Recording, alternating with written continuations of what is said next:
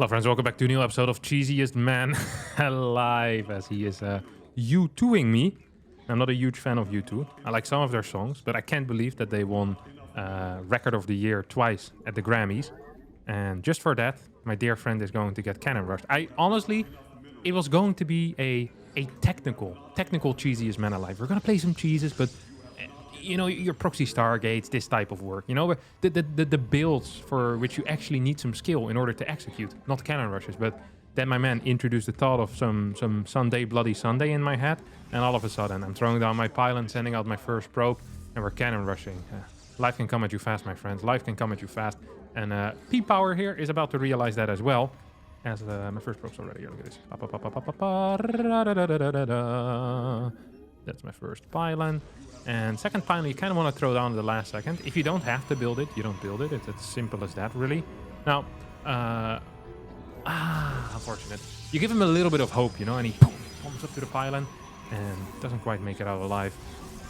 I'm going to be capable of bugging out of here, which is one of the more important things in this cannon rush, in this specific cannon rush. Whoop. You just want to make sure that all of your probes stay alive at all times. Ideally, all of your probes stay alive at all times. So he forced me to finish this, which is actually quite well done by him. It actually is a good job. I'm going to wall this in, that's for sure. I'm going to make sure he can't steal both of my crappers.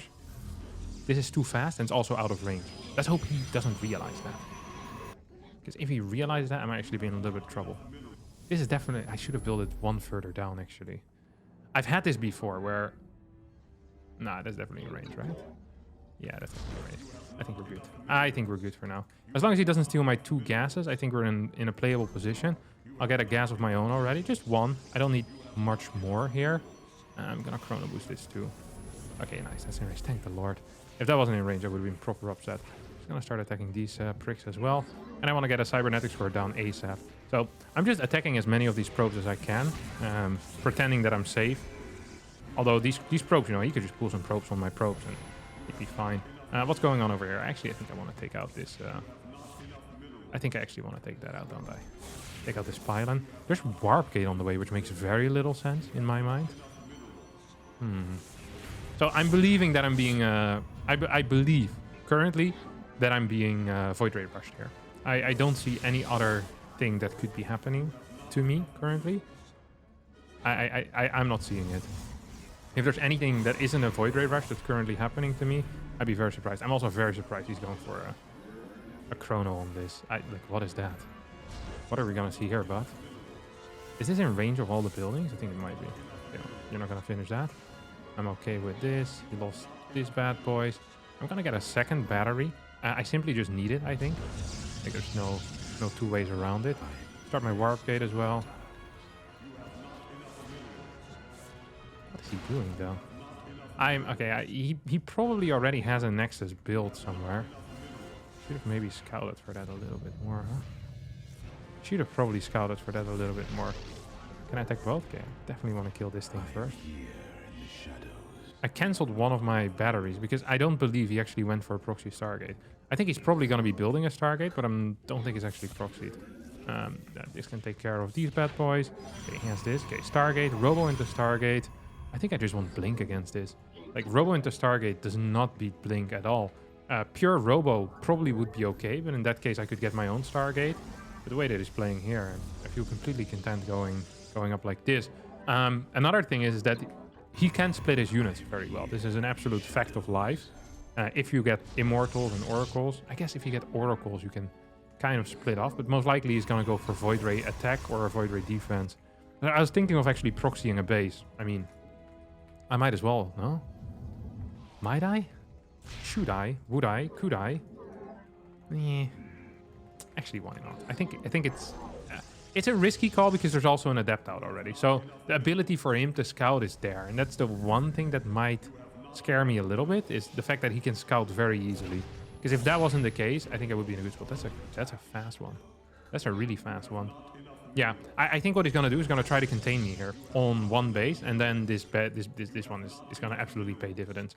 The moment he walks away from my main, I'm going to be mining from here. If he tries to go there, I can just warp in 2 Stalkers in that spot. I mean, I have Warp Gate, he doesn't. So his mobility is always going to be worse.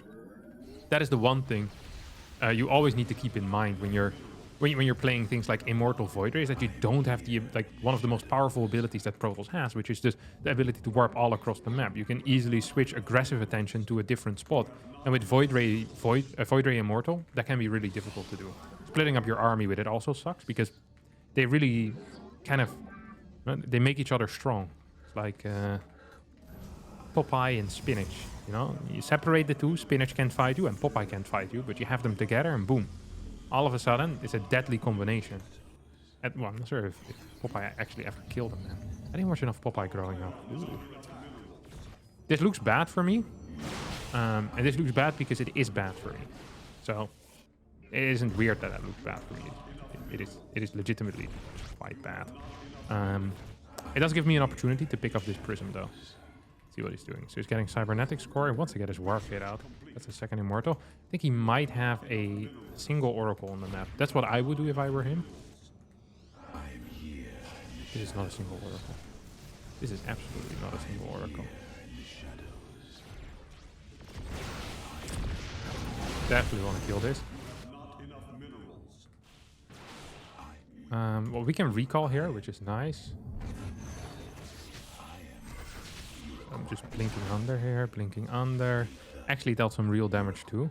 So right now he knows that I have an outside base. And ideally, I'm forcing him to keep his entire army together. That's the only thing I care about. Keeping his entire army together.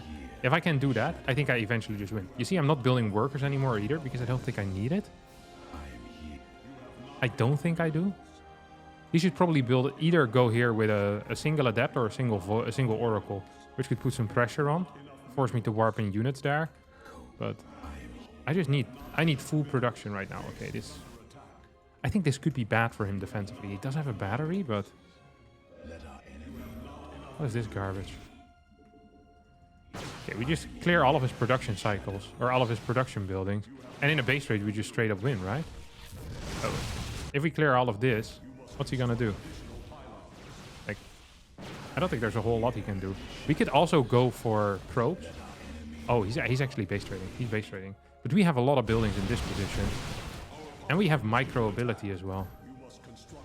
I want to warp in one more... Ideally, one more Stalker. So I want to fight this. So I lose workers. Well, that didn't quite work. Maybe I can actually clear this. I think I can clear one Immortal for sure. Look at this. Freaking probes are really broken. It's one of these units that you don't think is actually good, but if there's no Zealots or anything and no Adepts, especially Zealots are just good against probes. You have one of these and you're going to be set for life majority of the time. I think we're actually in a proper base trade right now. I don't think he can win this. So I'm just going to snipe this. I'm going to be revealed in 17 seconds. He doesn't have enough units to do anything. The only way that he can win right now is if he gets DTs. Even then, I don't think he can win. So there's really no way for him to win, is what I'm trying to say. Even if he gets DTs. He wants to kill, cancel that building for sure. We're just gonna go here. He just doesn't have enough money. It's impossible. I don't see it happening. Like, unless he has like a five extra Immortals. Even with 2 extra Immortals. No, maybe with 2 extra Immortals I would be in trouble. But just like this, I don't think I am in trouble actually. You might want to try and recall. Look at this. I'm gonna just straight up die. So what I'll do here is I'll blink under these while at the same time targeting all the shields of the Immortals. I think that's the optimal way to play it.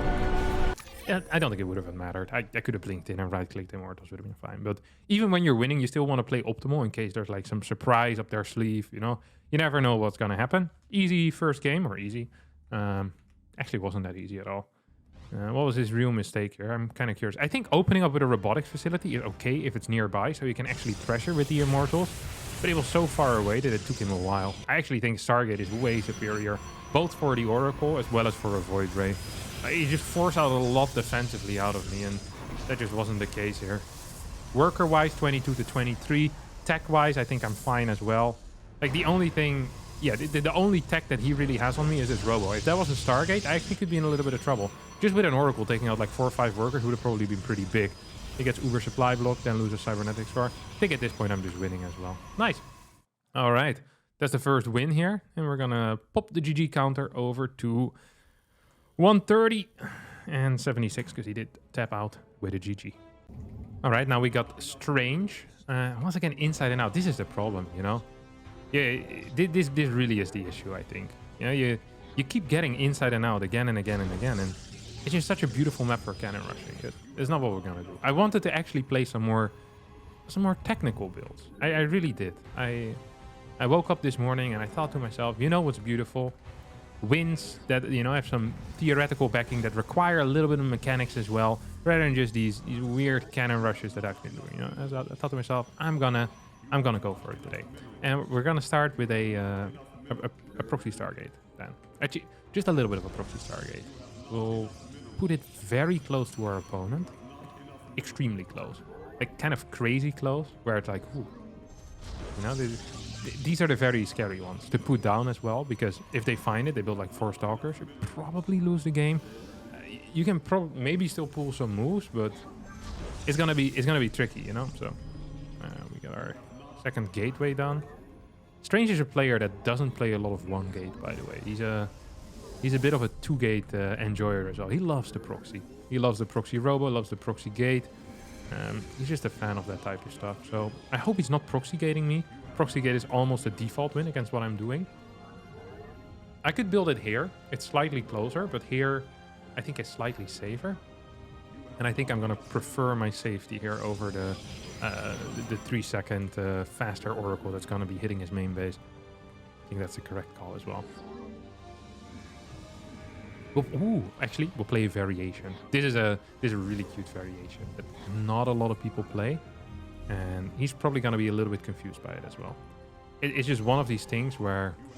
So we'll play Adept Stalker. This is... I really like the Adept Stalker movement. It's like this fringe movement within the Protoss community of people that believe you get the best of both worlds like this. So you still get the scouting of the Adept, you get the threat forcing out Pyland, but at the same time you kind of have that overall safety of the Stalker as well. Okay, so he just scouted. I kind of want to keep him at home. I think I do. This is a second... Wait, what is this? I think he's proxying a gateway. Ooh, that's kind of cute.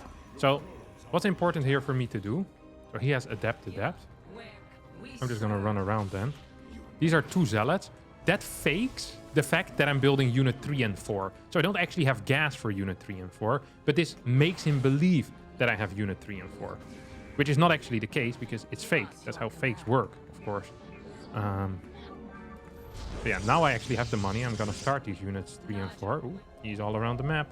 He's in a little bit of trouble, isn't he? You're in a little bit of trouble, aren't you, my friend? Yep, and he's on my stalker. He's like, hey, what in the world is this, mate? How did you get in with this bad boy? Yeah, how did I get in with this bad boy? Up, that's 1. That's gonna be 2. And here I'm gonna get 3 more, I think, with this Oracle, maybe. 2 more with this Oracle. Oh my god, this is kind of beautiful. It would have been even more beautiful had I not just let him in like a complete moron. Oh my god, I am the complete moron. Oh no. Okay, well, whatever. We lost, what, 7 workers? He probably also lost 6, but he had way more workers already produced. Excuse me?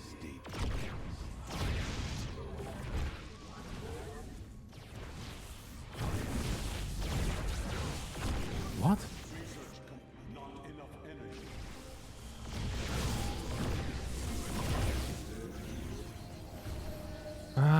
No, I don't want to lose those. I don't want to lose those.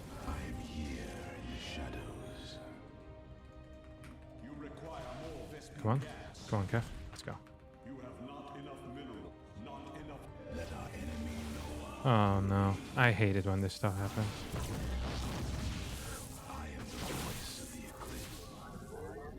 Oh, it's around, baby. That's a hit. That's a hit. That's a hit again.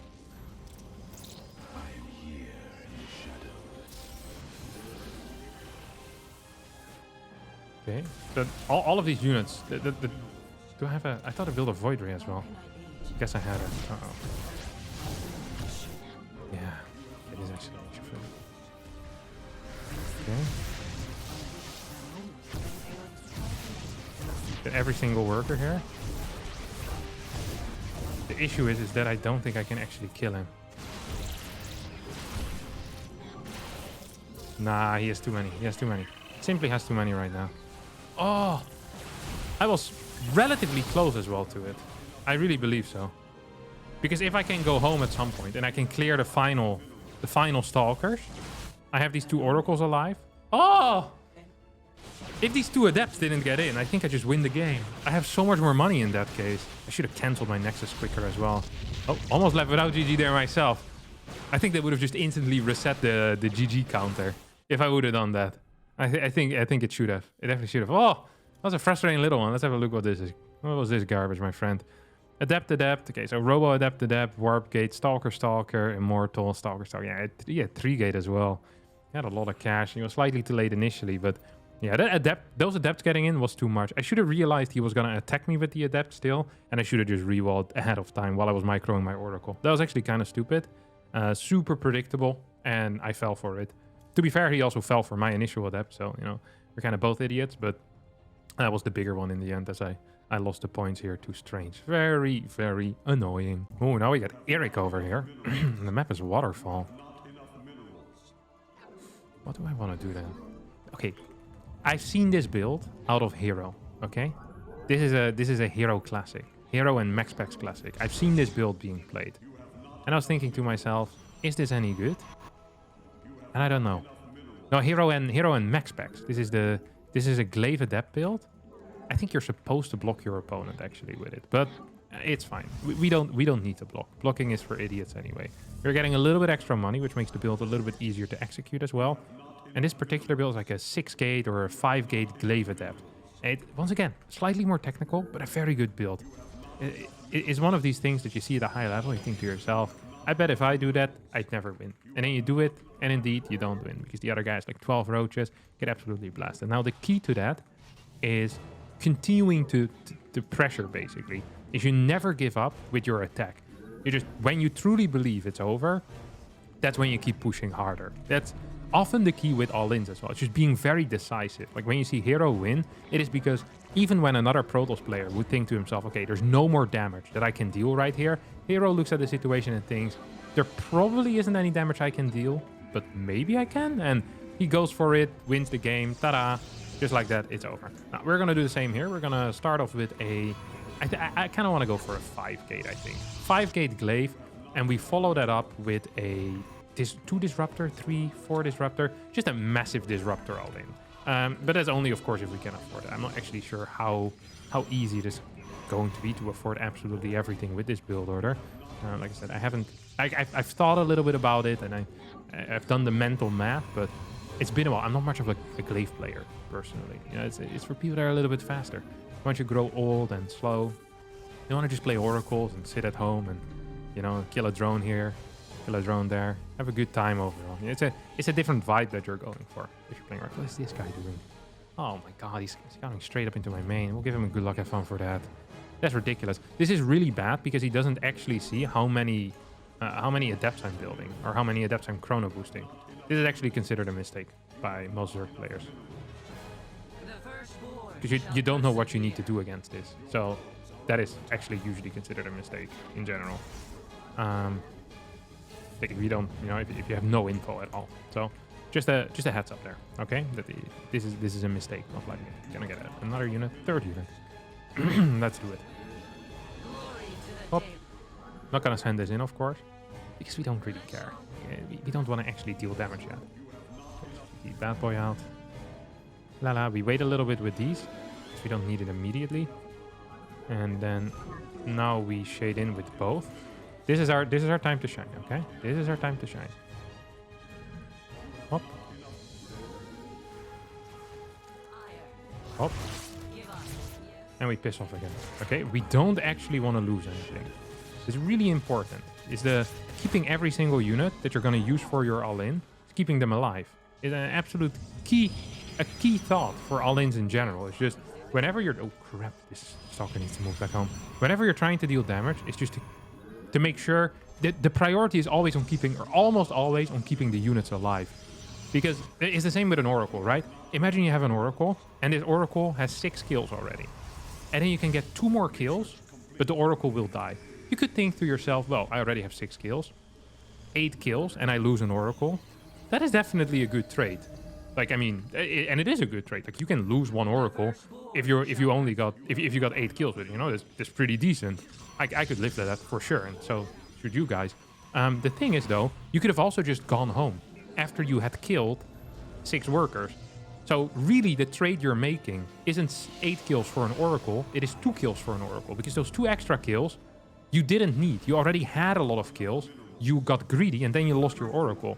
So the trade is 2 drones for an Oracle, and all of a sudden, all of us know that that is, of course, not a trade that we want to make. That is always how you kind of want to frame these things, and it's the same here. Like, I killed a couple of Lings. I killed 4 Lings here, and I could say, well, that was great, but I probably could have gotten 6 Ling kills. Yeah, but then maybe I would have lost an Adept. Are 2 extra Ling kills worth 1 Adept? I don't think so, actually. I'm pretty sure the answer there is no. Now, could be wrong. Here's the final one. Look at this. I'm gonna hit like a freaking truck. That's for sure. Don't know what these guys say. I'm actually hitting this like a truck. How many do you have, mate? Woohoo! That was a dodge. Do you see that? A legitimate dodge. Not talking about the car there. Not talking about the car. Where's actually his third base? I didn't even check where his third base was. You know that? You know why it is? Okay, well, that's definitely not there. Frustrating for me that I picked the wrong base.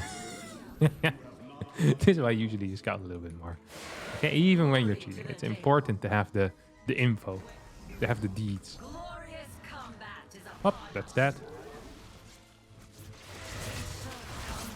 Can I kill this now? That.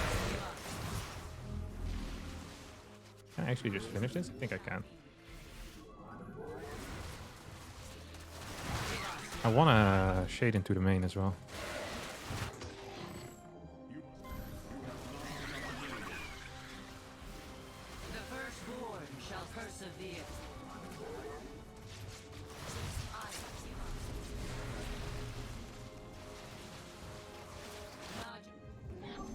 I completely forgot to speak there for a couple of seconds, but it's okay. Oh, he missed those. That was very lucky for me. That was actually very lucky for me. Now we go back in. He has spores, by the way, which is interesting. Because he probably believes that he thought it was going to be DTs as well at some point, which is not correct. It's instead going to be pure Disruptor, which is way more interesting, way more intense. And then we get a third base. This is a fake third base, also a classic move, of course. I love fake third bases personally. Now we're gonna pretend like we actually want to snipe this thing. Maybe we'll make him believe that I'm that I'm actually aiming for DT still. They're just really late DT something. It's still possible, of course. I mean, just because something is late doesn't mean it's not gonna happen. It definitely still could happen. Like the people that don't win like a Wimbledon until they're like 35. I bet that has happened in the past. I actually follow tennis. I'm not sure why I went for that example. I just couldn't think of any other sports example, you know, to relate to the regular Joe, the guy that watches sports. You know, widening the audience, not just the people that watch video games all the time. Is there any video gamers that hadn't won anything until they were pretty old? I don't think so. Maybe Sue. Sue hadn't won a Premier event until he was like 28, which is, of course, basically a grandpa in gamer years. Wait, did I just lose those? I'm not so sure what I'm doing here. I knew he was gonna just he's gonna bite the bait. He obviously was gonna bite the bait. Now what I'm gonna do here is I'm gonna give him some more bait to bite. And I'm just gonna shade on top of him. Look at this.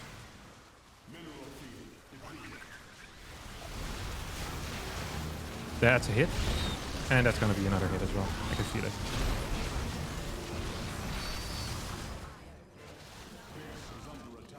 That's a fake base, my friend. I don't give a crap about that. You can take it out all you want.